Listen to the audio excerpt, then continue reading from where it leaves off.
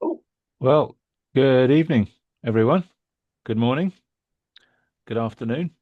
uh, I don't know what that funny thing is in the middle of the screen. So everything changes all the time, doesn't it? So Zoom. There we go. Get the agenda going. Agenda. I've are you already keeping? have two requests for presentations today. So let's see how it goes. Uh, Hi, I should. Clive. Hi, friends. Hi, Glenn. Hi, Alf. I, Hi, Glenn.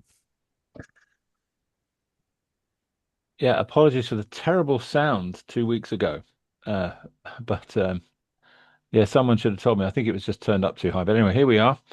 It's this nice. account gets uploaded to YouTube, doesn't it?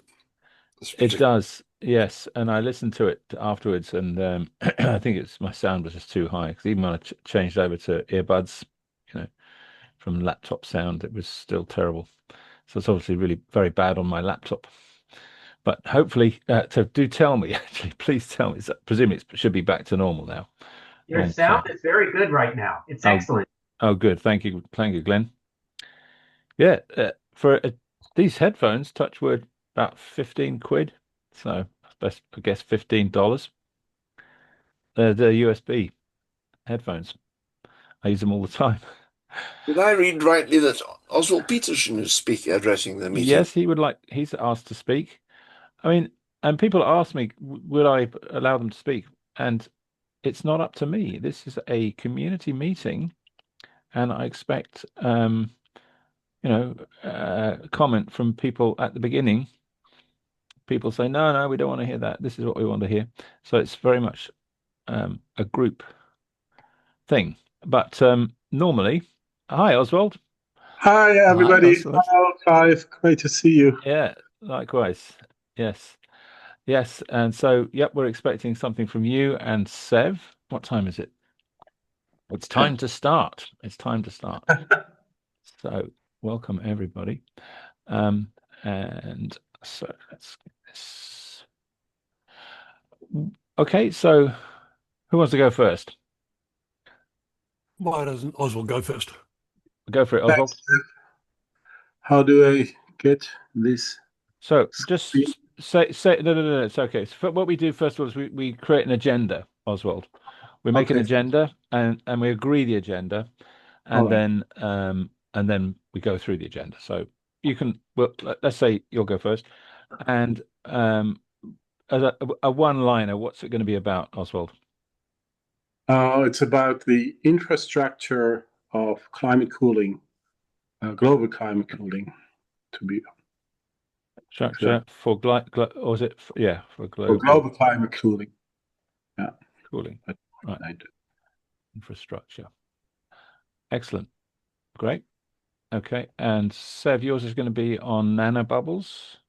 Yeah. Can you put up those five dot points Well, when on the top? time comes, that's where are we? Yeah, that's it here. Yeah, these. So this is it here. I mean, this is a lot. Did you get my email, Sev? I know we're on totally different time zones. It's 8 o'clock in the morning for you. Yep. I mean, this is I wouldn't call these, but it's a kind of bullet points, I suppose, just about. Uh, so, um, but yeah, I mean, for the agenda anyway, the agenda it's basically nanobubbles for ocean cooling, isn't it? Yep. Nanobubbles. Yeah. So let's just say that for ocean cooling. Okay. Hi, Jonathan. Nice to see you with your wonderful NOAC Thank you. logo in your background. All right. Got the Yeah, logo. yeah. I And just hi. realized that from Oswald's idea that we could talk about cooling return on infrastructure All instead of right. cooling return on investment. Okay, should we add that, John? Uh, cooling return on we say infrastructure investment. Right. You're a physics man, so you're always wanting to look at numbers, I guess, which everybody should do, really. There's your logo, John. Must look at that proudly. John McDonald. Morning, John. Okay, Clive. Hi. Yeah. You see that in John's background? That's your logo there, isn't it? Yeah, Oh, slightly different. Slightly different, but yeah, it's very close. Yep. Pretty It's close. good. Yeah. And good afternoon, Herb. Hi, everybody. One of the few people that actually makes it out to these climate meetings and actually does presentations to real audiences, among, of course, many other things, publishing a book. And Jesper. Anything else? What else would we like to talk about? Maybe one more thing? I've got a small suggestion. Do you want to hear my small suggestion, I suppose? Yeah. Right. So my small suggestion is this Saganism. So, in a world that people are not religious anymore, and Carl Sagan said, get over religion. But I saw an interview with Steve Keen, who I very much admire. He's an economist. He says that neoclassical economics is basically garbage, and this is why we keep having these terrible boom and busts, and kids can't afford houses anymore, and all this terrible stuff that's going on. And he said because they just don't understand economics, the economics that's actually happening. But anyway, so he was asked, is he religious? And he said he's a Saganist. So if you look at this. But I mean, this really doesn't say. I suppose I could put there's not even really a link. You could just look it up. So cosmic, or finding deep satisfaction in the vastness of the universe, applying rigorous doubt and evidence-based reasoning to all claims. We could maybe have a little bit of a chat about it, possibly at the end. Valuing human reason, compassion, our potential limitations, truth over comfort, prioritizing verifiable truth, even if uncomfortable. So that speaks to me so loudly. Right, he was a wise man. Beg your pardon? Yeah. He was a wise man, Carl Sagan. Absolutely, yeah. So anyway, I thought I'd maybe mention that as a little, it's an vitally important context for all our meetings, which I think we kind of do naturally, and maybe anyway. So let's. He's already had an impact. Anything else anything substantial? These are all nice substantial points here. Clive, I just wanted to briefly get any input for the programming this year for the Climate Emergency Forum, which is a YouTube channel that some of you may know I host. And just put that on to get input for programming for this year. Okay, I was thinking about what I could do for that. Right.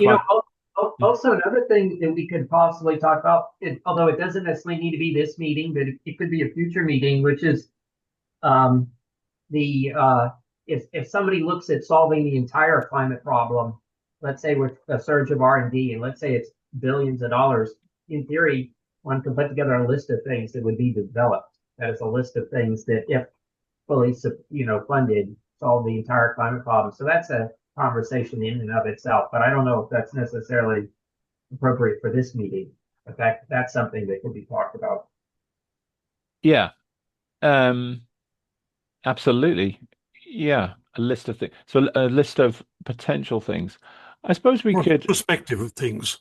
Perspective on things. Let's say $1 billion goes into experiments, SAI experiments, and $1 billion goes into developing the equipment that can move 100 tons of sulfur dioxide into the stratosphere per sortie.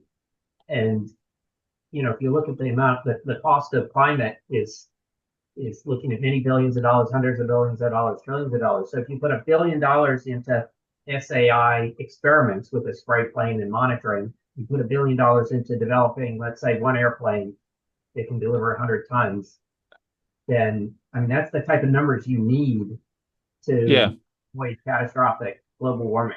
Right, and that's one of at least several things, because that's SAI, and then there's Marine Cloud Brightening, which is right. I'm so working with others. Like a conversation, something along the lines of, if $1 billion goes into SAI experimentation, what might that look like? Or if $1 billion goes into green cloud brightening? What might that look like? You could say return on cooling investment. Could you? Sure. You could look at that too. Isn't that seems to be what you're saying, Glenn? Return on cooling investment. No, well, it's if you're trying to avoid, let's say, collapse of North Pole sea ice, and you calculate that you've got to reflect approximately 1% of sunlight back into outer space within 15 years to achieve that objective, and then you put together a plan for what has to happen between now and then, you've got to be spending billions of dollars. Yeah. Okay. Objective, and which goes way beyond the conversations that people typically have about all this material. Oftentimes people focus on their own research or individual research projects, but this is more along the lines of a conversation about, well, to achieve some of these objectives, what kind of things would need to be done. Yeah. Okay. I think you would have missed. It was about a year or two ago. Ron, what's his other name? Sorry, Ron Byman. Thank you. Put together quite a long list of cooling proposals. And you might think you missed that, Glenn. So I think as stratospheric aerosol injection was one of them. There was a whole bunch of other things, including 16 of them. Was it 16? Yeah, I think you took a big part in it as well, Seb. Right. There was a slight different tilt to that, which is it was more looking at the likelihood that those could be implemented fast. This is what Glenn seems to be saying is, what's the cooling return on a cooling investment in the whole spectrum of, among other things, the whole spectrum of dealing with the climate problem in one way or the other. Yeah. It's more of a monetary argument than a time. Yeah. Okay. Something like cost and like benefits, something like that. Plus, Wade Smith wrote a book about SAI. He's published papers on SAI. He talks about it. If you want to achieve these objectives, you need to be spending a lot more money than we're spending. Yeah. So that would be government money, foundation money, money from high net worth individuals. I don't know about if there's much of a return on the investment on that. That's, climate money is not looking for a return on investment. It's more along the lines of spending money. Well, I said cooling return, not money return. Yes, you can think of it that way, cooling return, sure. Or percentage of sunlight that needs to be reflected back into outer space, let's say in the polar region to avoid sea ice collapse. Right. Yeah, but the thing is, it's a public good return on investment. Whoever puts the money in doesn't get it back themselves. This is the whole problem of, the tragedy of the commons, isn't it? That one person does a huge thing that helps the climate, and it helps everybody a little bit, and including them only a little bit. So this is. I will touch on that right now. So right. Yeah. So the thing is, this is for to think. So I'm just going to say. Keep in mind for another meeting. We can't see your agenda, Clive. Oh, you can't see it. So sorry. Right. I can. No, I can see it. Oh, you should be able to see. You can't? I thought I can see it. Okay. I could. Good. All right. So Seb, it should be on your NOAC screen. What do we use these days? Zoom screen. Yeah. Right. It's not. Yeah. It's not on my screen.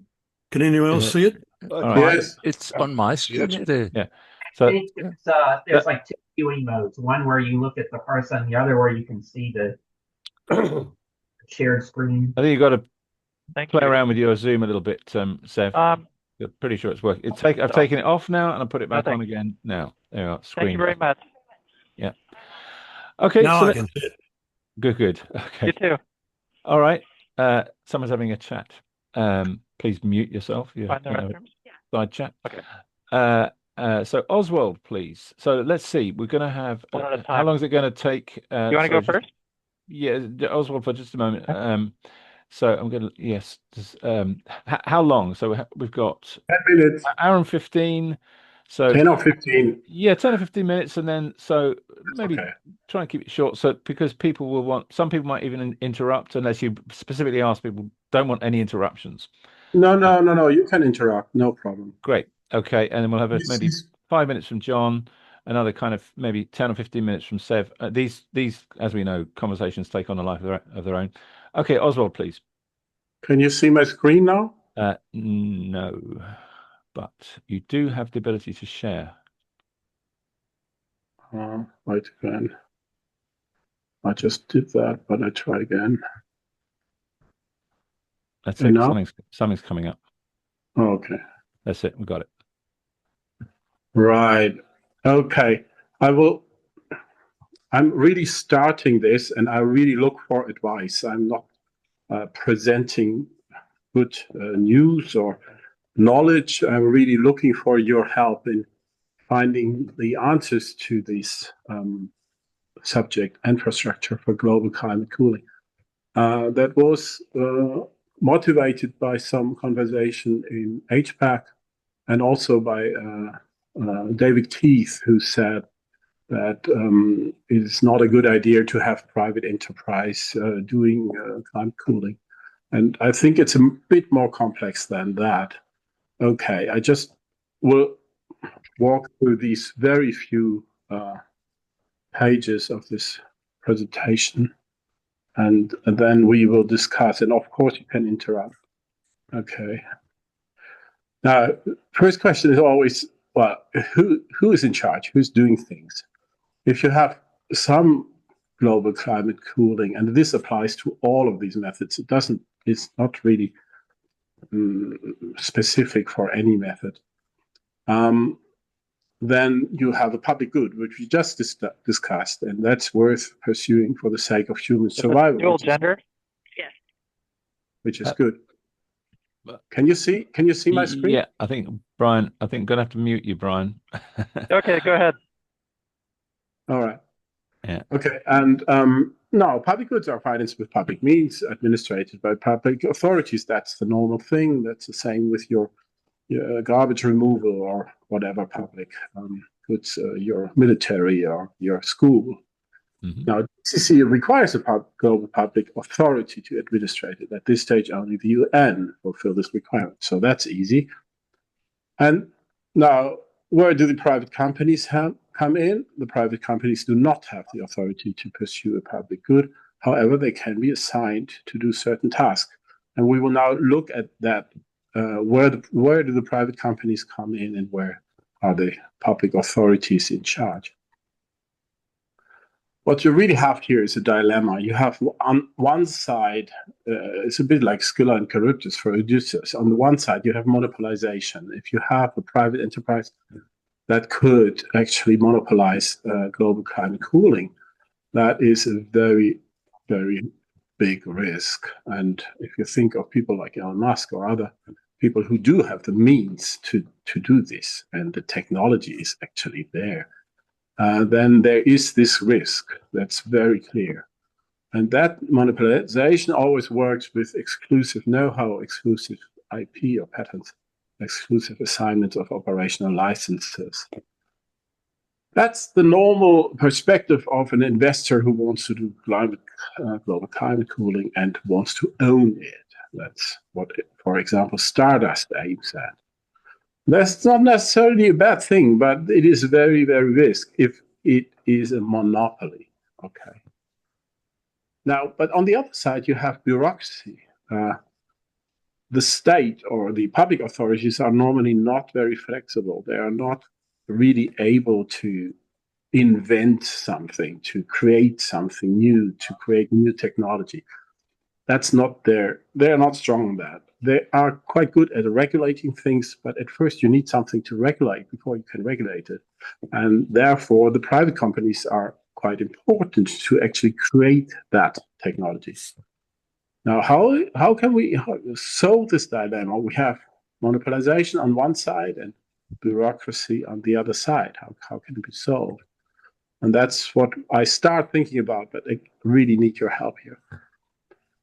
We have regulated some board from, say, UNFCCC or some other UN organization. Then we have what I call an NPC, a non-profit company that actually has developed that technology and has it in its hand and knows how to do it. And that NPC is then consulting the stakeholders, which are the governments in the countries and the material suppliers, and in many cases, the flight operators. For example, in SAI or in our technology as well, there is a flight operator. Okay, so these material suppliers and flight operators are completely run-of-the-mill private companies, and they do it for profit, and they are assigned a job, and of course they can compete with each other, who has the best material and who's the cheapest material and who has the best flight and who has the best plane and so on. So that's normal business. However, this company is a non-profit company, and it is in the beginning the place where it all starts. Okay. And that is the one that there is a risk that it could monopolize that technology. Now, it's always a good start if it's a non-profit company, but that doesn't mean that it could not monopolize the technology. All right, but it's at least a start. Can I ask? Oswald? Go ahead. Why do you have to have a company, the non-profit company? Why can't it be the government body itself that's doing it? Apollo program? It can certainly, but I tend to say that something like this, like new technology development, is not done by bureaucracies. It's just not what they do. It is very often done by some startup companies. Really, that's the bodies that do new technology. A lot of the kind of technologies we all benefit from today were developed from a lot of it's from American government money for Department of Defense, isn't it? You know, of course, it's very possible that there's money flows into that NPC, but still, the body that actually does it, that really develops the technology, that really invents it. There's a lot of new technology that you need for this new industry, whatever it is. There's AI or whatever. Mm-hmm. You need somebody who really does it, who really drives it. Of course, he can apply for public funding. That's fine, no problem. And he could also get it. But it's still, in my experience, and if you look at how things develop, things are developed by private companies. That's just a hard fact. And therefore is the problem, how can we sort of organize it? Or that's what I think about. How can we organize it in a way that that private company does not monopolize the technology? Okay. How could it work financially? This is operational at the beginning, and I will later show a sheet where that is in the middle of the operation. I'm finished in 2 minutes, John. So then maybe we can postpone your question till then. Thank you. The financial flow, we would of course need a global climate cooling fund, and that would then provide means to local climate cooling funds, and that would then be assigned to the countries which actually do it, or the countries where it's actually done. And the nonprofit company is always in the middle of that process and helping and consulting and working with the stakeholders.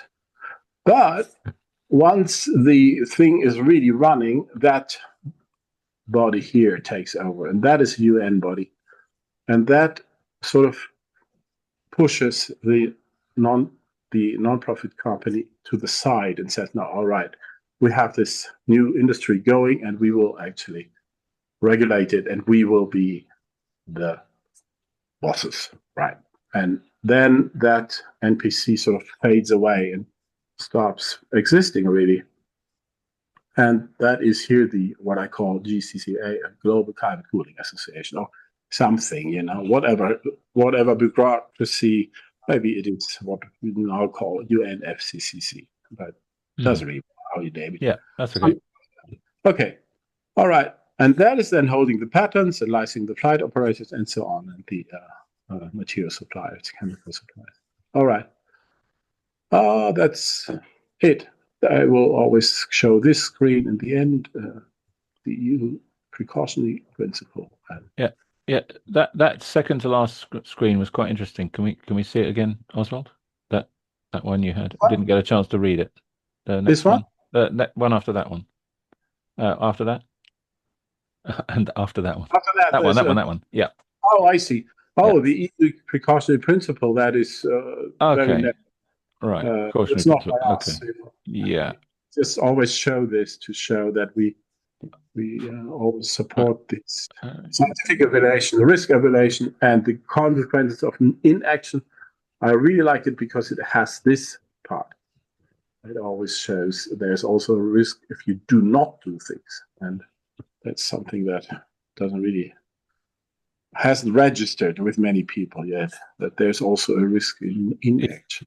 Yeah, absolutely. Yeah, very good. That's okay. It's a useful screen. Yeah. Yeah, okay. Right. But that's a public principle. That's nothing we have in that. Yeah, it's still good to be reminded of that, and for that to be conversation. I like it very much. Yeah. Yeah. Okay. We have 2 people with hands up. Shall I manage that? So, John, please. Right. Sure. In the topic of financing, it's very interesting. In America, at least, being a nonprofit does not actually help you to get money from the government. They're just as likely to do a grant to a profitable company. In fact, if they're business oriented, they might want to give a grant to a for-profit company in order to later reap the tax benefits of that company's operations and profits. Whereas if they give money to a nonprofit, they tend not to reap a lot of future benefits by making it successful. On the other hand, if they have a very high top tax rate, like in some countries, it's like 70%, the individuals are very interested in giving money to nonprofits or tax-deductible donation entities, because in the end, 70 cents on that dollar of donation is paid by the government because they get to write it off on their taxes, which they would have paid anyway. You see what I'm saying? So for every dollar above $200,000 of income that you make in, let's say, Denmark or something, you might be at a 70% tax rate. And so if somebody says, can I have $1,000? You say, well, that's fine. That's my 201,000th dollar. So I would have paid 70% of that in taxes anyway. So it's good to have both entities available, a for-profit for the grants and a nonprofit for the individual donations. Okay, thank you. Thank you. Brian, please. You there, Brian? Yes, I'd just like to underscore that the deeper application of the precautionary principle is to recognize that inaction can imperil the entire society, and why would we knowingly go further in uncharted territory in terms of climate disruption conditions rather than get back to a known safe operating environment for the climate. Could you try that again, Brian? You were really garbled. Yeah, sorry, I've got some wind here. But basically, I think the deeper, and I think the speaker, Oswald, alluded to the deeper application of the precautionary principle, and that is simply, why would we knowingly You're fading right out, Brian. You sure you haven't got a better sound setting? But I think third time's a charm. Let me try this way. Much better, much better. Okay. So why would we embark the deeper application of the precautionary principle, which I think Oswald referred to, is this notion that, why would we knowingly subject known civilization and humanity to even deeper uncharted territory as far as tipping points and climate disruption?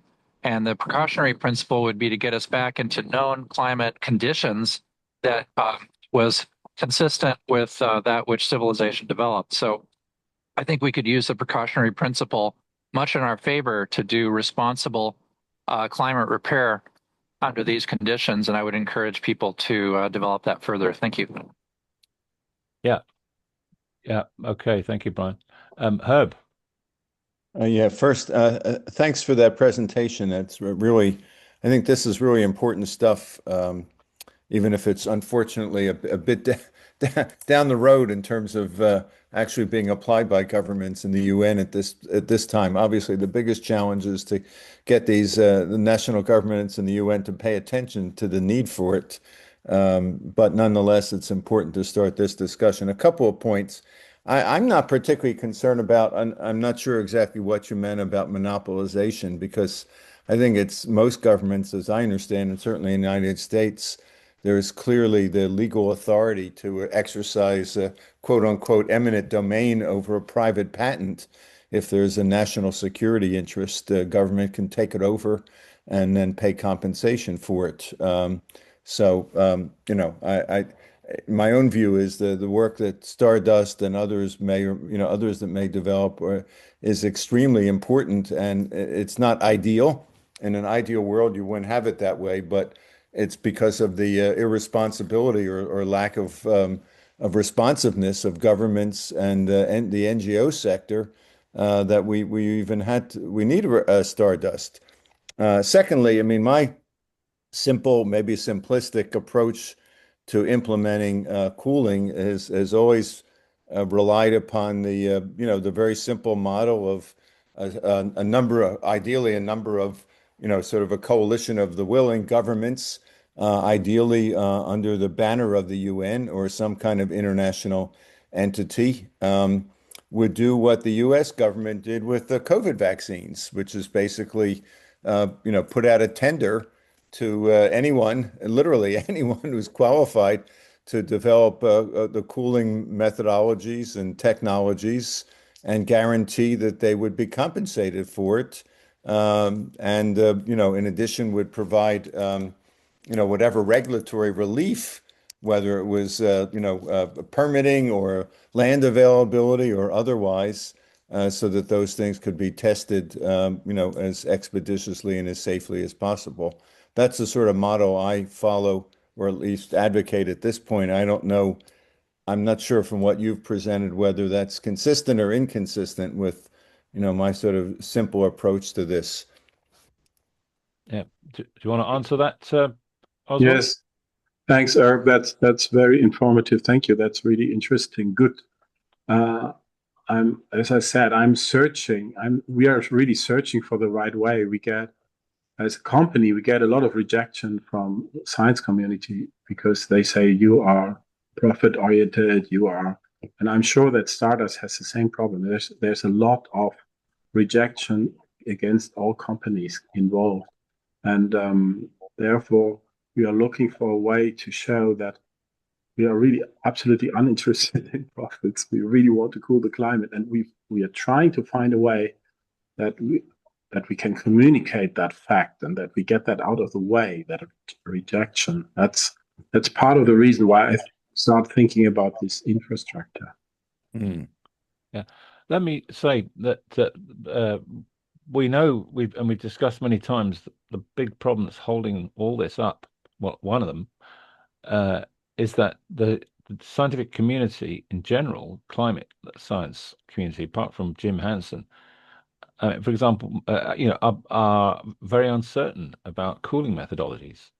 Michael Mann, he characterized it with there was an old lady who swallowed a fly, and then she swallowed a spider to catch the fly, and she swallowed a cat to catch the spider, and then she ended up swallowing a horse, and she's dead, of course. I think I've said this before at least once.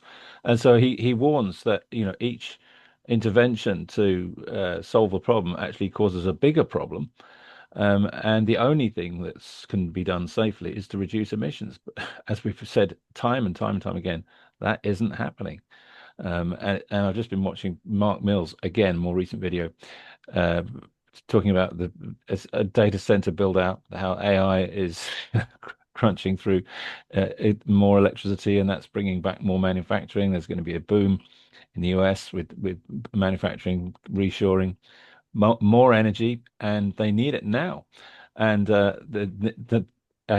so bottom line, they're restoring coal plants. It's going to be coal and gas mainly. Greg, please. Yeah, thanks. I just wanted to comment on the private sector and control. I mean, Stardust probably, I mean, the two guys who started Stardust seemed like they were driven by the desire to save the Earth, but they can't get any money. And the way they had to get money was go to venture capitalists, and the way venture capitalists are going to demand ownership of the property, or else they're not going to invest. So they had to, they even, you know, whether they actually were greedy people or whether they were idealistic, the only way they could get started was to get venture capital, and venture capital demands you know, intellectual property. And so, you know, that's where we are. Now that's part of the story, but the other story is, and that's even more important, is the scientific community. I'm absolutely sure that if the scientific community would actually embrace global climate cooling technology, then the consequence of that would be that the finance would not be the problem. It's really. Oh, yeah, but I mean, but I mean, what are the odds? I mean, I think the way it's going to work out is the scientific community will keep dragging their feet and will eventually get their butt kicked like people like Stardust. I mean, you saw that. I mean, Stardust may, if nothing else, provide an impetus for the scientific community to finally get off their butt and start actually doing, you know, advocating, regulate, you know, coming out saying, oh, this is going to happen, or else the private sector is going to do it, and we hate the private sector, so they'll start doing things. I think Stardust may be doing a service in that way, if nothing else. Yeah, that's true. Yeah. Thank you, Greg. Brian, please. If you've raised your hand again. No, I'm lowering my hand now. Thanks. Okay. Yeah. So it was so I think what you're putting forward here, Oswald, is very helpful, because it takes away that argument, that part, you know, part of their argument where they say, oh no, we can't do any cooling because it's going to be profit driven, and you can't trust, you know, monopolies, and, you know, they'll just do what they want. So at least that and that's a very important blocking argument that you're working on solving here. So I think it's extremely helpful what you're providing here, Oswald. There's actually quite many philanthropic investors who are not interested in making a huge profit, and actually also climate cooling is not very expensive. So it is absolutely possible, but there's so many cliches around. You just get the doors banged on you because they say, oh, you're a company, go away. Yeah. And, yeah. Well, they've seen it. Unfortunately, we've seen it all before, and people saying, "Oh, yes, my intentions are good." You know, good intentions, but they still need to be. It still needs to be properly trying regulated. to find a form where I can prove that, where I can say, "Look, this is what we propose." We could even think about giving up the IP completely, just publishing the patents. You know, just giving it all up to the public. Why not? But I don't. That climate cooling. Right? Yeah. But I think your idea about organizational, you know, how to organize it, with the government always being in charge, you know, absolutely is a better idea, because otherwise, why would people put money in if they can't see a return on investment? They need IP for that. Yeah. So it's questionable. There's actually quite many people who would provide money if they can see the climate cooling happening. There are some, yes, yeah. But what we know works, we look at the internet, huge amounts of money been spent by companies developing technologies. And okay, that we do have some monopolies now, and it is a problem. It hasn't been completely catastrophic, and there have been major benefits as well. Right. And the government put in the initial research funding, you could say, which was military spending. Okay, I think that's great. Thank you very much, Oswald. I think we better move on. Thank you. Sure. Thank you. You're going to stay with us, Oswald? You're welcome to stay. For a little while, for sure. Yes. Sure. Mm-hmm. Great. Okay. Thanks. Okay. So that's you next, Sev. No, John. Okay. Did you want to say something additional about this cooling return on infrastructure investment, John? Or was that part of your earlier comment, John? Let me hold on a sec. Let me get back to the meeting.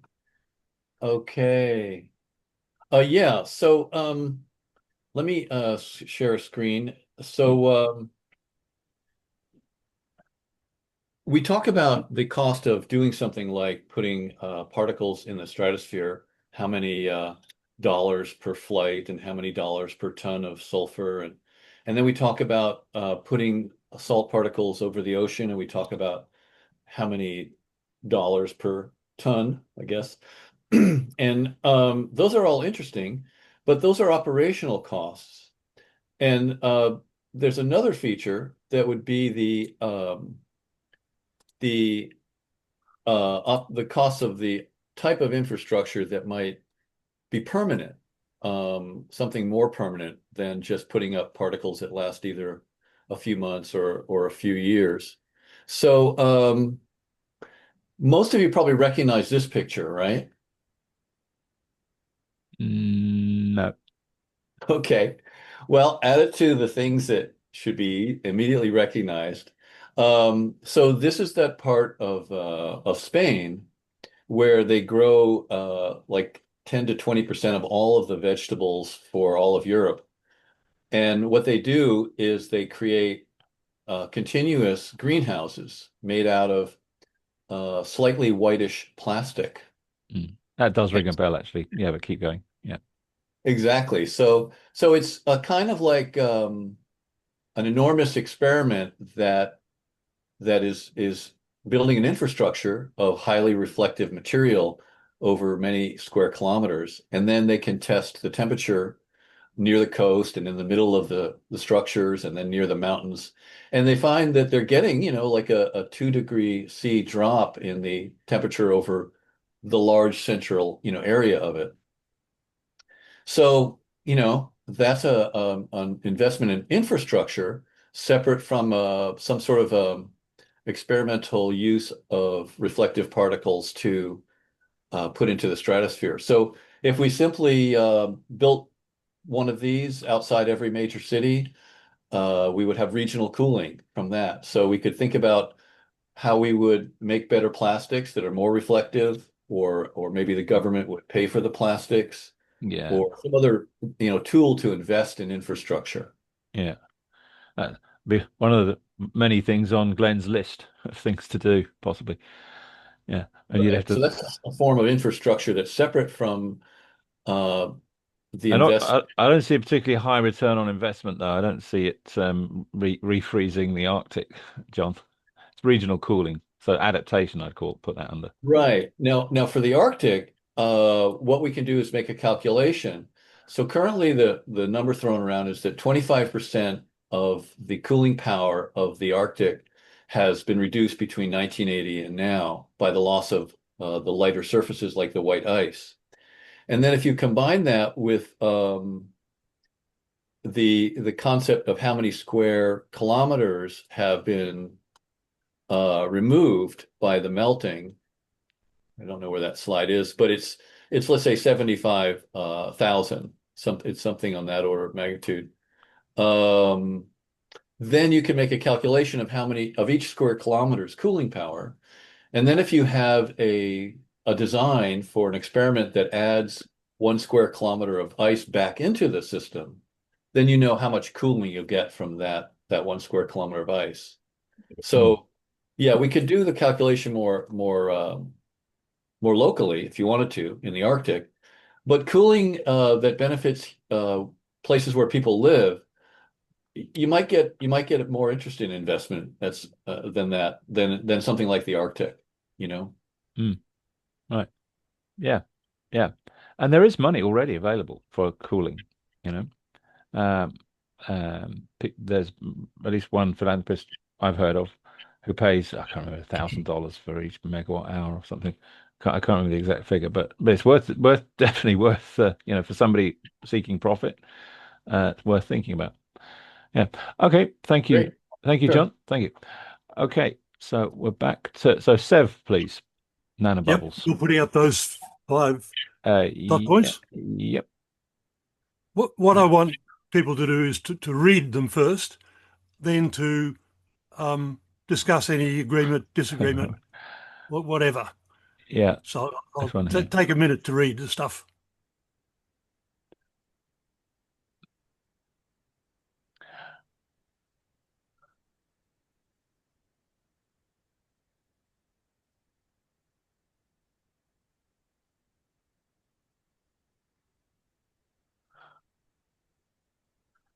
Shall I read them out? Actually, let's let's quickly read it.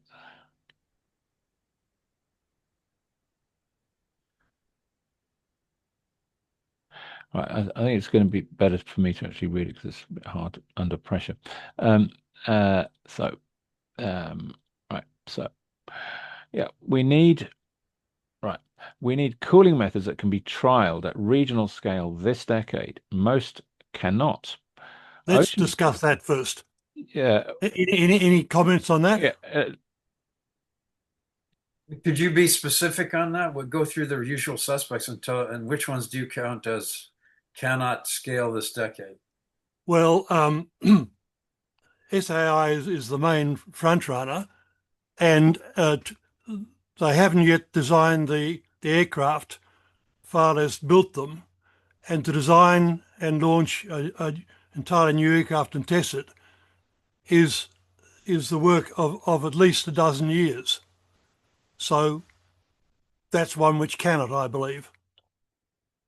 MCB, on the other hand, can. Okay. Anything else from anyone? Yeah. Okay. What about ocean iron fertilization? Or is that in your list? That's what the green algae reflectors do. So Okay. yes, that's in the list. Yeah. Okay. Sorry. Okay. Let's move on then. So ocean-based methods such as green algae reflectors, DMS ones. So DMS reflectors, is that? Yeah, that's the DMS produces the sulfates from the phytoplankton, which nucleate cloud, which reflect. Yeah. Okay. And white nanobubbles may. Okay. So ocean-based methods, green algae. So the DMS coming from green algae and phytoplankton and white nanobubbles, right? They might be able to be trialed at regional scale this decade. Okay, that's what you're saying. Okay, and shall I keep going? Yep. All right, supplementing marine nutrients with annual tonnages less than that of minerals transported just from Australia could not only regenerate lost biomass, but provide reflective cooling greater than the excess warming resulting from greenhouse gases. That's a pretty big claim, Sev. Yeah, but the tonnages I'm talking about is simply about 324 million tons, which is far less than what Australia exports. So it's patently doable, and it's doable at cost. Yeah, I don't mean it's a dubious claim. I mean it's a important claim. I hadn't seen that before, and that looks like a pretty good headline grabbing kind of claim to make. Annual tonnage is less than that. Okay. Well, I mean, yes. So we know that iron fertilizer doesn't take much iron. We do know that. So we would quickly get into the controversy of, but what you're saying, it's the reflections, not so much the carbon dioxide removal, but the change of albedo of the ocean surface itself is what you're talking about here. Well, and that's the main benefit. The CDR one is a useful side benefit. Yeah. Okay. So what you're saying is nutrients, less than annual tonnage. Yeah, assuming that's allowed in the ocean, which is change to algae and so on, could cause increase marine cloud brightening, natural, and so nanobubbles is a different thing, isn't it? I think that's obviously that's not that has to be done mechanically, doesn't it, by machines? Yeah, but it's a separate reflector. It's a white reflector rather than a green one. Yeah, and it uses wind power to do it, and using those Japanese diffusers, it's like being able to paint the ocean with a bit of a whitish overlay, and you can do it in selectively where you want it. You'd probably want to do it where the ocean currents to carry the nanobubbles away, so you can cool the Gulf Stream or save the Great Barrier Reef. But it can be done locally and at small and increasing scales. Right. Right. That's And very... of course, the nanobubbles are stabilized by the surfactants coming off the green algae. Right. Okay. Okay. That's very interesting as well. Last question of Seth. Yep. So Seth, I mean, how confident are you that, I mean, I keep forgetting what's the largest scale experiment so far, and you're confident that of your claims to nanobubbles, if done at scale in the open ocean, I mean, you're like totally confident that you can predict what would happen. Is that right? You can't be totally confident until you've done the experiments. Well, of course. I mean, go ahead. But the Japanese have shown that aeration works to repair the ocean, and we know that things like breaking surf waves and bubbles in the ocean are highly reflective. Yeah, that's undeniably true. Yeah. So all we've got to do is to make sure that the stabilized nanobubbles do last for something like the times in the open ocean. They've been shown to last for 6 months in the lab, but they haven't been shown in the open ocean to last that long. Right. I mean, this is a little slightly off topic, but what would it cost to do an open ocean experiment? How much funding would you need to actually do that?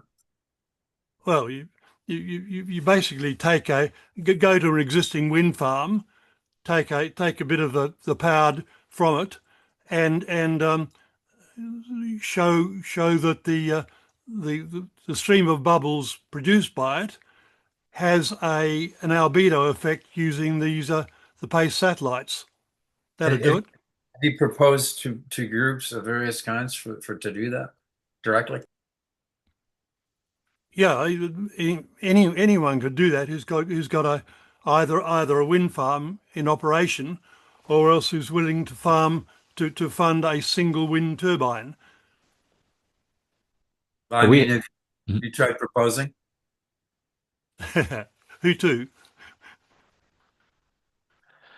Yeah, there's big wind farms in the North Sea, Seb, as you probably know.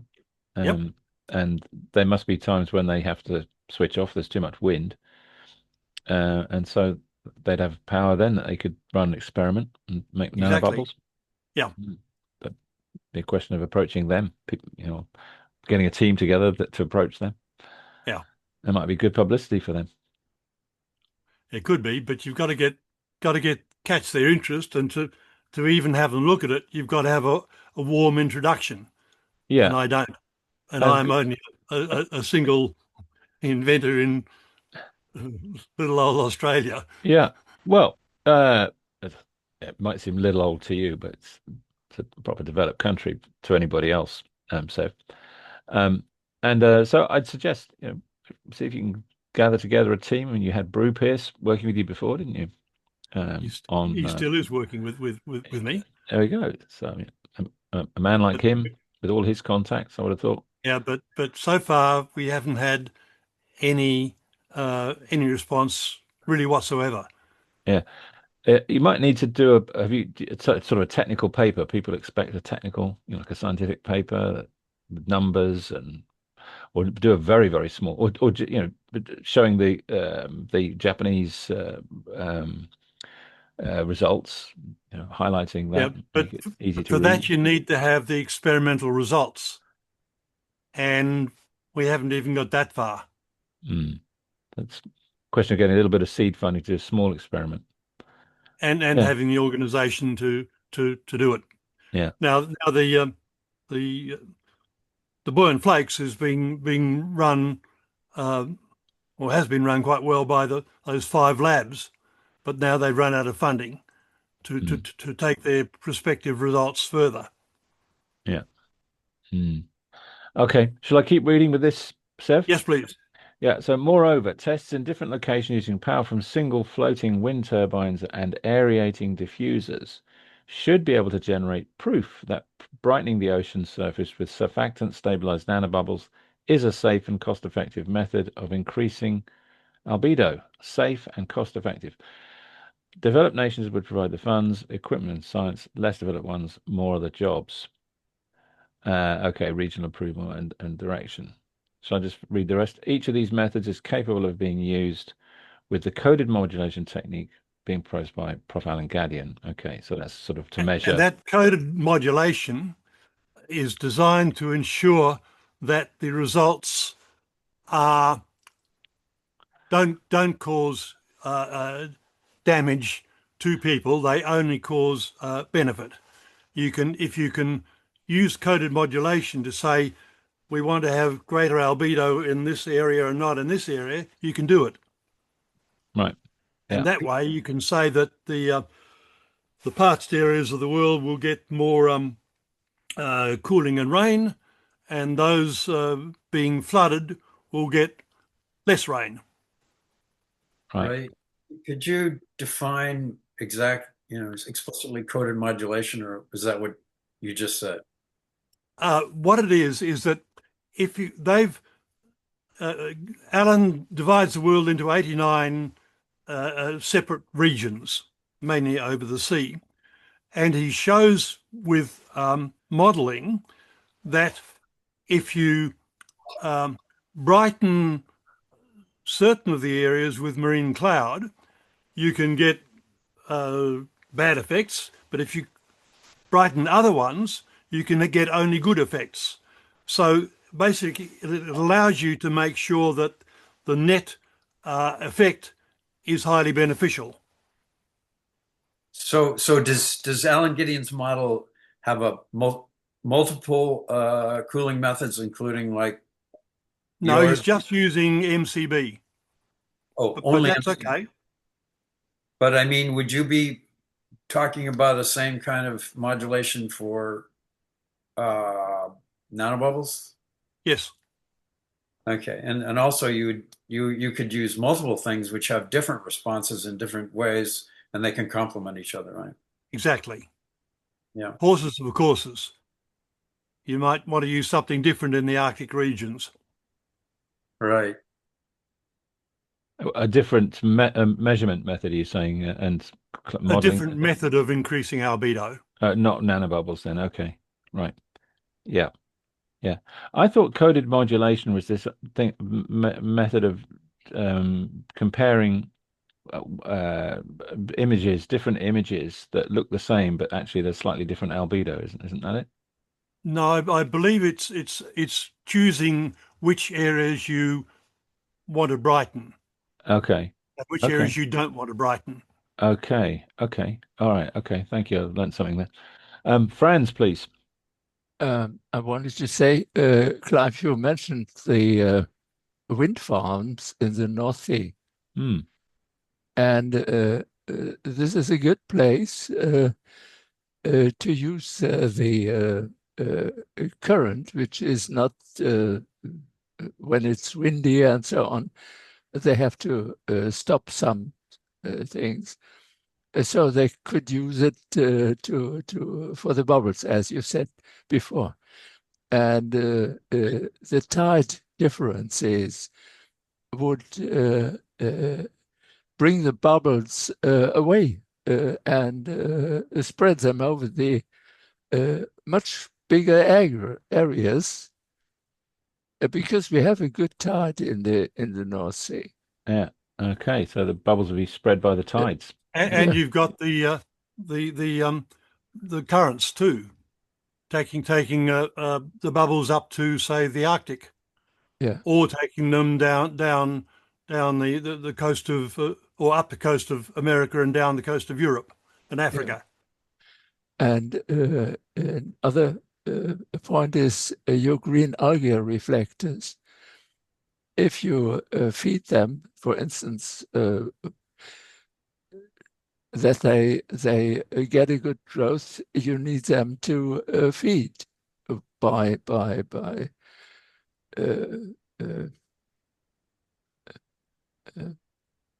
nutrients, iron or what else? By phosphate. These rice husk iron things. Yeah, buoyant flakes. And so you get away if you make algal reflectors, you will also increase the CO2 capture from the atmosphere. And the DMS emissions to make to make what clouds. Yeah, absolutely. So it's win-win-win. Yes. Yeah. Can I ask Sev? Do you know? Is Alan Gideon's papers published? Are they available? And could you give It's about. He sent us all an email just in the last few days, and it's about to be presented at was it AGU? I forget where. Well, AGU just happened, so maybe that was it. Yeah, but he's about to present it, and he was giving us a heads up. But is he sharing? Can he share the methodology or a reference of paper or anything like that? Yeah, he had in the email. He gives you all the slides. Okay, cool. I didn't get it. All right, I'll look for that. Thanks. Yeah, I'm gonna. Yeah, let's see if we can find it here. Guardian.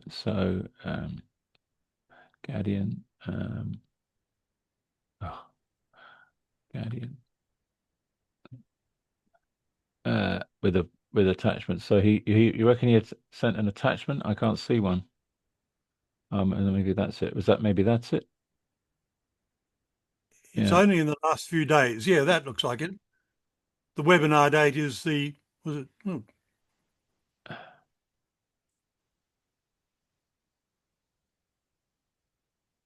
does this look like it? Yeah, that's it. Okay. Yeah. There we go. So that came was only to some of us, right? So it didn't go to everybody, it looks like. Could you forward that or something? I guess so. Yeah. Or the draft and turn in many ways is explained towards the end of the talk. I suppose I could. But I wonder if I should ask him webinar. Yeah, probably. But I can email him myself. I'll just that might be better. So brain enhancement.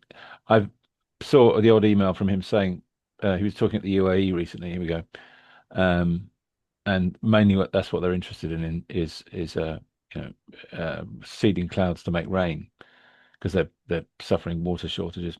Plus, it costs a lot for desalination in places like that.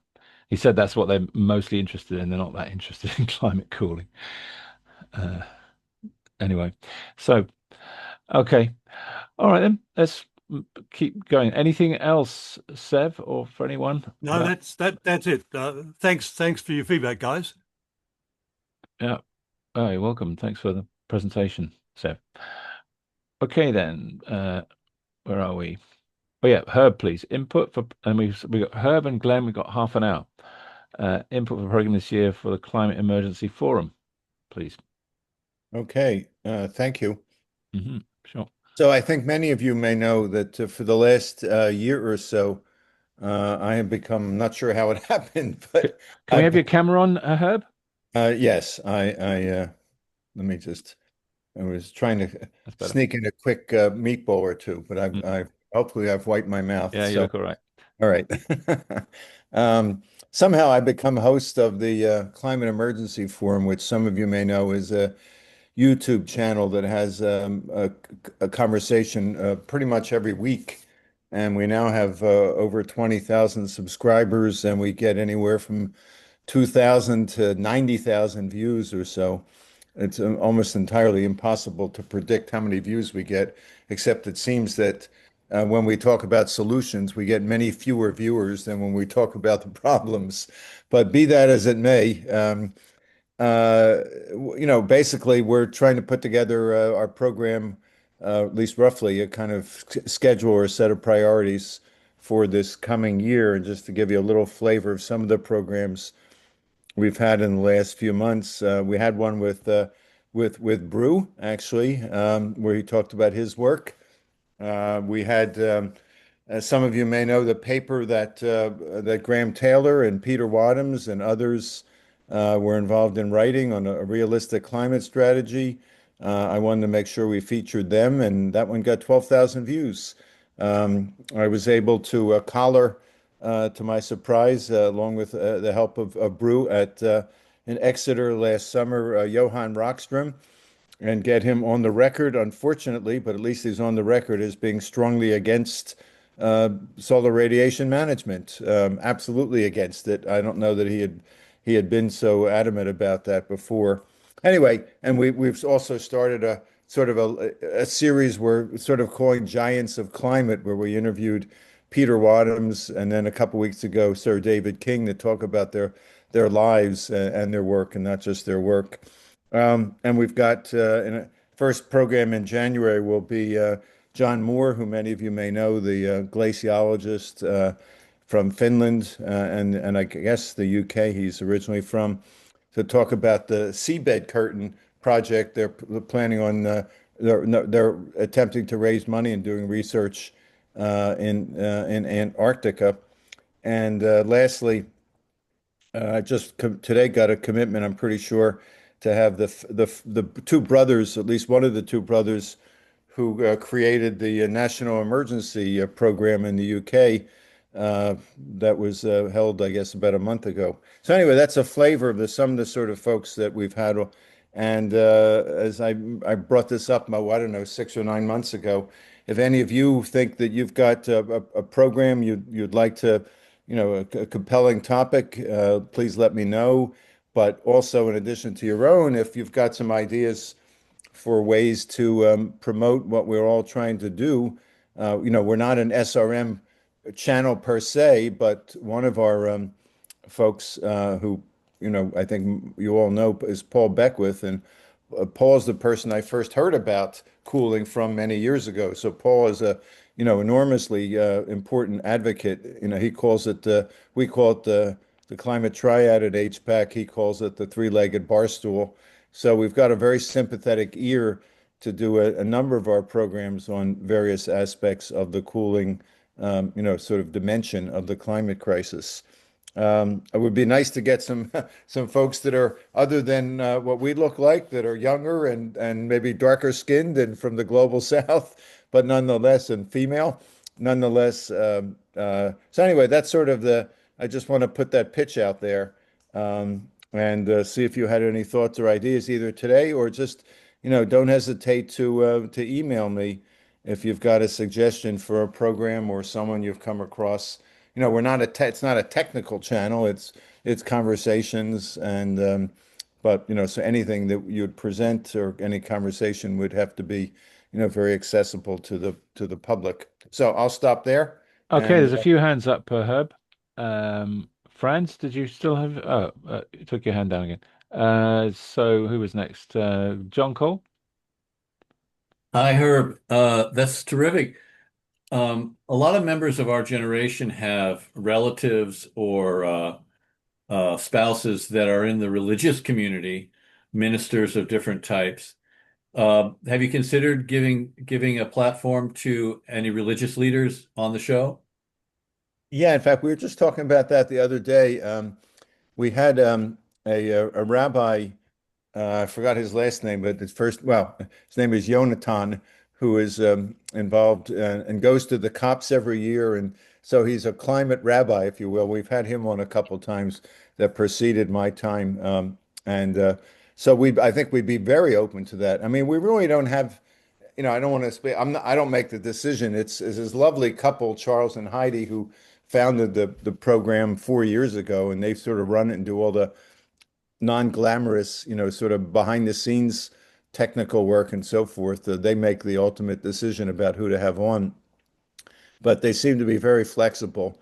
So, and almost, unfortunately or fortunately, almost everything these days can fit under the rubric of climate emergency. So absolutely, if you've got anybody you would suggest, just let me know, religious or otherwise. Thanks. Okay. Well, And Greg, there yeah. is There's a very famous now, very media famous female scientist, climate scientist, who is like, I think well, she's religious, some branch of Christianity, and she would be an interesting, and I forget her name. You'd Not Catherine Hayhoe, is it? Yeah, Catherine Hayhoe. Mhm. She's a devout Christian, and she's a very active client. But she would be a candidate for that aspect. Yeah, She's also actually, strongly against SRM. yeah, I Sorry? mean, she interestingly, she is Canadian, and it's other than me. The other folks are all Canadian, so I think we've talked about having Catherine, inviting Catherine, and actually, interestingly, that you mentioned that because I went to I didn't have a delegate pass, but I went to the Paris COP, and I don't know if anybody was there, but they had it was like this giant convention for the public next door to the actual proceedings, where they had programs and speakers and exhibits every day for 10 days. And I went to one where she spoke, and I chatted with her afterwards.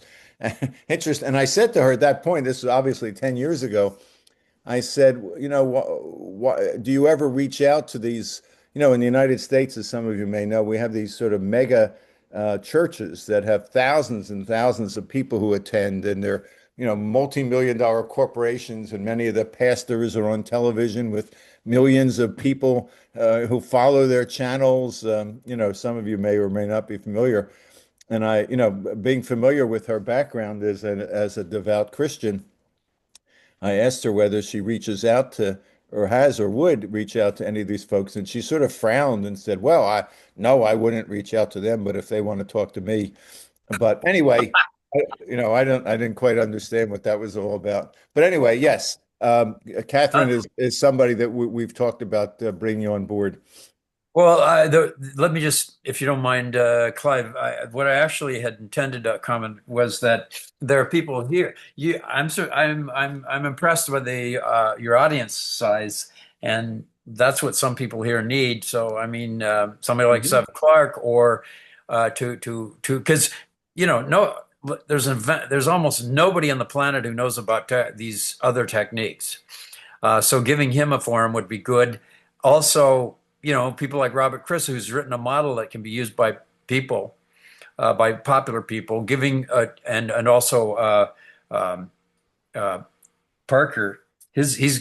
But giving a forum to somebody who's trying to distribute a model that people can use would be another, or an interactive way of learning. That would be a good thing too. Those are the things I was going to suggest. Well, I see Robert is here. So my friend Robert, might you be interested in appearing? Yeah, I'd be delighted to do that. Yes, absolutely. I think that it would be very interesting to see what kind of take up there would be of the model. It's quite interesting that the reaction from within HPAC has been relatively muted. I mean, I haven't pushed it very hard, I have to say, but by the same token, I haven't been inundated with inquiries, and I find the whole thing really quite intriguing because I'm working very actively on the model. I'm spending hours every day on it, just tidying it up, and I've got involved in a very detailed conversation with Hugh Hunt about it in the last few days. He's on holiday in Australia at the moment, but seems to be spending quite a bit of time talking to me. I'm not sure how his wife feels about that, but what he's trying to do, interestingly, is he's trying to use the model in order to put I mean, you probably have mostly heard of the napkin diagram. Does that mean something to you all? The napkin diagram? Yeah. Well, what he's trying to do is he's trying to actually make that into a proper graph with numbers. Can you just summarize for everybody very briefly what the napkin diagram is, Robert? Sure. Well, back in 2010, Professor John Shepherd, who was the chairman of the Royal Society's 2009 report on geoengineering, was in a restaurant talking about various aspects of climate change. And he literally drew, Picasso-like, drew a diagram on a napkin. And it had time along the x-axis, temperature across the y-axis. And then you had a very steep line, which was the business as usual. And then you had another line coming down beneath that, which was you're going to CDR. You need some CDR to bring that down. And then you had underneath that, you had some SRM to push it down even further to get to your desired threshold. And it's a kind of simple rhetorical device to illustrate essentially how you get from your business as usual emissions path by removing and by reflecting. It didn't include an element for reducing, which would be obviously taking the business as usual emissions and saying, well, we're actually going to emit less, but that's kind of subsumed in there. And it's been used a lot as a device, but it's literally, when it's trotted out, it's literally trotted out as if it is a napkin diagram. I mean, Hugh Hunt uses it quite routinely in his presentation. I think the appeal is that it must be simple. If you can put it on a napkin, it was done. Yeah, it is. It's very, very simple because it's basically 4 lines drawn on a piece of on an X and Y axis to illustrate the simple principle that if your business as usual emissions are going through the sky, you need some other things, other interventions to bring it down, and the other interventions are CDR and SRM, and by applying those, you bring this emissions line down to save temperature line down to save territory. But basically, what Hugh is trying to do is he's trying to put some numbers on it. But what it does, but the effort is challenging because it highlights the fact that the napkin diagram is very much a rhetorical device, and it doesn't really take into account the inertia within the climate system. So when you actually try and put numbers to these things and plot them on a graph that comes out of a proper climate model, it doesn't really work all that well. But we've been having fun trying to do it, and we'll get something together. But the point, going back to your point, I think that what this illustrates is that WTF, my world temperature forecaster, is a very versatile tool, and it does enable people to get a very immediate grasp of various different policy options and what their impacts are, and it is very, very easy to use, and it produces results literally within a second or two. So I think I would be. So you answer your question, Herb, is that not? I need a month or two just to kind of tidy it up so that I can present it fluently. But I mean, it's there. I mean, I am not now changing the model. I'm just kind of tweaking it to make it a little bit easier to explain and so on. Have you thought of putting it on a web page, Robert, so that it's because people don't like downloading files, do they? I haven't thought about that because that's not within my capacity. But Sean Fitzgerald has talked about that, and Sean has also talked about actually having a paper published on the model, because he feels that having something published, or albeit something quite short, would give it some standing that it doesn't currently have. And so that's something else we'll be looking at in the new year to try and do that. And if I can leverage off the guys in Cambridge to help me do that, that'd be great. But I mean, Robert, in terms of translating it to a web version, the LLMs are great at coding now. Claude, ChatGPT, I mean, they can translate code from languages. You might pose it to them just to see what it might work. They might be able to do it. I know these things are not difficult. And for those that are into this stuff, it's probably a relatively trivial exercise. But I don't have any experience in even running a website in where to even go to put this stuff up. So, well, you can put it on GitHub. I mean, hosting it is not a problem, but just write it, giving the HTML or whatever, or the JSON, but I mean, I've had it create web pages for me. I mean, it just pisses code. Yeah. And so I've used that myself in a very simple fashion. Yeah, it's worth a try. But just going back to the original question, I am very up to doing a presentation, Herb. Okay. And I think it would be very valuable to see what kind of uptake it would have in the wider community. Okay. And I am very easy. I'm very comfortable about putting it on whatever platform. But one of the reasons I like putting it into Excel is because it makes the thing very transparent. And if people want to kind of look under the bonnet, under the hood, and see exactly how it works, they can do that. Because one of the things that I think is it's always been a bit of a turn off for me, is that climate models are like a black box. you just have no idea what's going on inside them. And that you can still put it on if it's on a web site. You could have a page that's to show the code. Yeah, come on. Yeah, absolutely, you could. So all of those things are to play for in the new year. There you are. That's going to keep me busy. Okay. Were there any other comments or questions on helping me out with getting some speakers or programs for this climate emergency forum for this year? Okay, if not, well, Jesper, you're a young man. At least you tick that box, Jesper, and you have your cooling technique that you presented at the Cambridge Climate Conference, didn't you? Yeah, exactly. I participated at the Arctic Repair Conference, actually.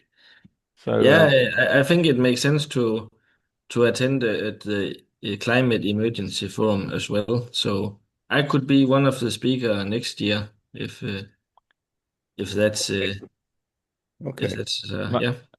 Well, maybe we'll have to think about it. But I mean, our programs we tend to keep them short because people don't watch. It's interesting. I don't know how many people on YouTube have ever looked, if you're in a situation or position to look at the metrics, but we find that, and it's not unusual for our program, it's a little embarrassing that the average length of time that people stay on our channel when they watch one of our programs, which are usually run from 30 to 40 minutes, is 7 minutes or so. So, in today's, nobody has any attention span for anything world.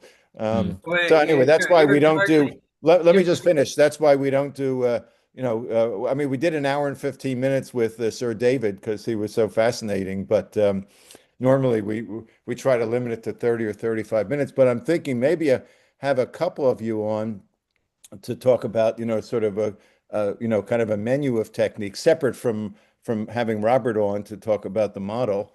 Maybe a good idea. And I know Paul Beckwith is, he has a strong background in science and engineering and technology. He's particularly much more knowledgeable about some of these techniques or potentially than I am. So I think that's a real potential to have a couple of you on either separately or individually over the course of this year. So let's stay in touch or shoot me an email. Yeah. And as I said, we've got pretty much an open calendar right now. After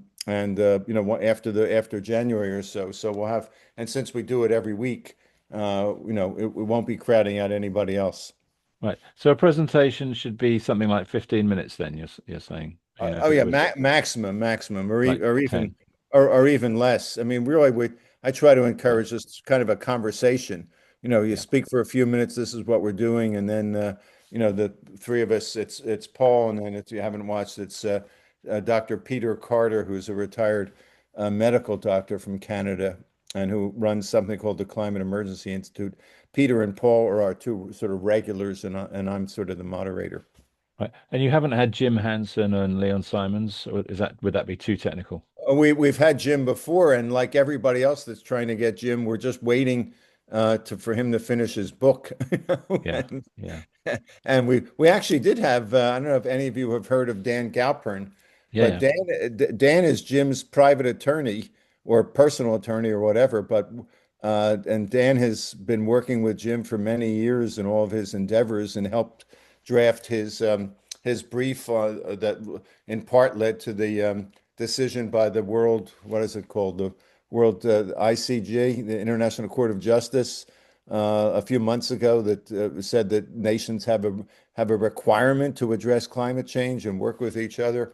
So anyway, we just had Dan on a few weeks ago, and our goal is to get Jim on sometime this spring when he finishes his book. I also heard, by the way, just parenthetically, that he's planning on, I don't know if any of you have heard this, he's planning on doing a tour of colleges to talk about climate after he finishes his book. So, maybe that'll move the needle at least a little bit. Yeah. Okay. Thank you very much, Herb. Great. I mean, it's on my list of things to do to approach you with some, something to present as well. Okay. It's always time, isn't it? Okay. Thank you very much. Great. So we just have, we didn't want to, because this is going to be for a later mainly meeting, isn't it, Glenn? Do we still have Glenn? I don't think we have got Glenn anymore. I think Glenn's no longer with us. Well, okay. Well, if Glenn's not with us, then this will be for another time then. So I think should we stop there then, folks? We can stop there unless there's any other comments. I was going to say, Robert, that Bruce Parker he's made the NOAC website, so he knows how to make websites. So I mean, he's I don't know if you're in competition with him on climate models. I'm not in competition with him. I think he might be in competition with me. I'm not sure.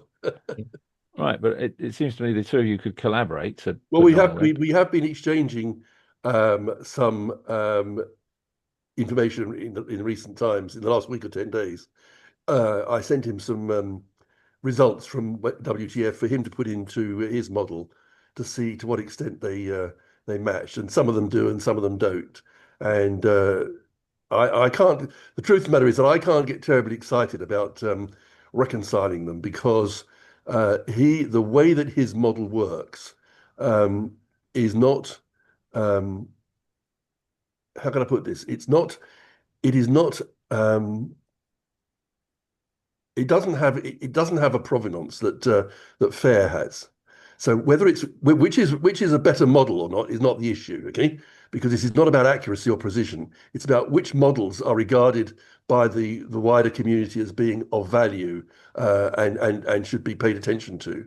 And Bruce he relies very heavily on En-ROADS. And En-ROADS is a model that was produced for commercial purposes by an MIT sustainability group. It isn't a model. Obviously, So his is a bit more fringe, is what you're saying, and yours is a bit more. Well, it's not exactly fringe. Or yours is. It's got a very much more commercial market orientation than has FAIR. FAIR is just basically a climate model. End of. But En-ROADS has got a whole pile of stuff in about how many aeroplanes and costs and a whole, all sorts of other things in there, quite apart from the actual climate model. And actually unpicking the detail is quite challenging. When Bruce was looking at this, he used ChatGPT to critique the model that I'm using, and came back and said, "Oh yeah, but this, that, and the other," and ChatGPT says ABC. And I said, "That's interesting." So then I had a look at it. And of course, I asked him, "What? Can you just tell me the exact wording of the question that you asked ChatGPT?" "Oh, I'm terribly sorry. I haven't kept that. I don't know what it was." So I then went into ChatGPT. He sent me links to the conversation that he had with ChatGPT. And of course, I realized immediately that he hadn't been asking the right questions because he was inquiring of the first version of FAIR in 2017, not the most recent version, which I've been working on. And so when you ask ChatGPT, have the reservations you expressed in relation to the original version been addressed in the most recent version? It says, yeah, mostly they have. So. But I just think there's I mean, I keep hearing that millions of youngsters, they're having a hard time. Well, so they can't afford a house for a start, and it's hard for them to get a job. And they worried about the climate, of course, as they should be. And so you'll reach a much bigger audience if you can get it. So it's just a click. I mean, most people don't look at websites now anyway, but some still will, and if they do look on AI, may then for them list the link, present the link that, here is you can look at it here on listen, we have to do what we have to do to get this out there. I have to say, I am always coming across with very negative comments about this whole process, because I think we have to do what we have to do. We have to keep turning the handle. Yeah. But when I talk to my sons, one of whom will turn 50 next week or the week after next, 15, and the other one is, sorry? 15. What? No, 50. Oh, right, okay. And I got two sort of teenage grandchildren, and I had my other son here yesterday, who's just a few years younger, with with a one and a half year old child, and they recognize all this stuff, but they are like rabbits caught in headlights. They feel powerless to do anything about it. It's completely out of our domain. We just have to go with the flow, and whatever happens, we'll have to cope with it when it happens. And there doesn't seem to be any real And I get this not just from my two sons, but generally when I talk to people about this, there doesn't seem to be any real motivation to really engage in the political reality of this, because actually to do so effectively, I think would require a genuine revolution, and I mean a revolution with a capital R, which would be unpleasant and messy and cost lives and livelihoods. And people aren't up for that. People are not up for that.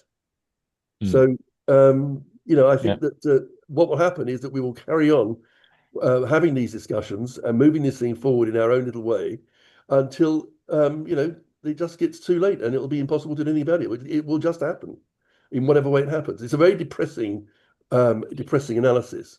But when I listen to what's been said this evening, I'm sitting here thinking, I listened, for example, to what Oswald was saying earlier, and I think it's just utterly politically naive.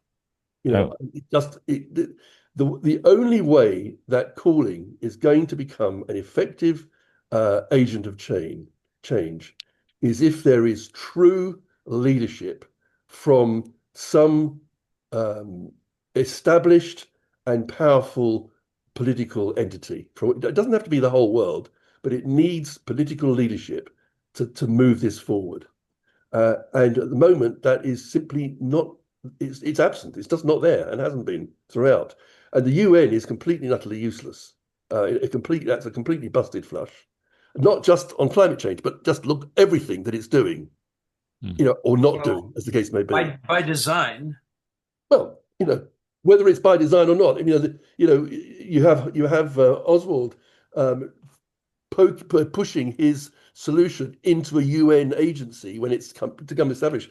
But the UN doesn't have the credibility, it doesn't have the authority, it doesn't have the funding, it doesn't have the authority anymore to act on behalf of the global community, because the global community is too fragmented and is unfortunately heading in the direction of more fragmentation than less.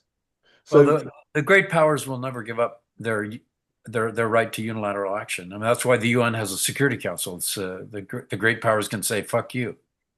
Yeah, well, but that was all designed for a different age and different time and different set of circumstances, and it's just not. And they have been very poor at adapting that structure as the world has changed since the immediate aftermath of the Second World War. And effectively because they haven't adapted as the world around them has changed, they have made themselves irrelevant. The UN has made itself irrelevant, and the way there's a saying, a political saying, you may have it elsewhere, but it's often used here, that you should, I think it was Churchill that made the comment that you should never waste a good crisis.